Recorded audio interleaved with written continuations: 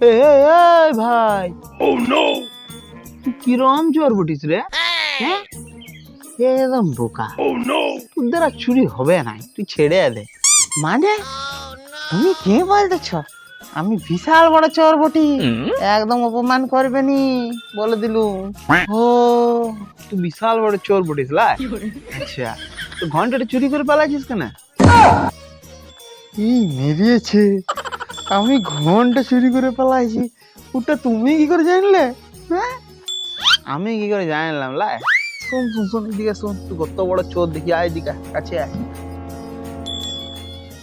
লা চুরিটাও করতে শিখলি নাই। মাইলে কেন? ঘন্টা দে, ঘন্টাটা দে।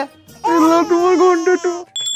ঘন্টাটা এরম করে পুরোহিতরা নিয়ে যায়, কারণ ওটা বাজে।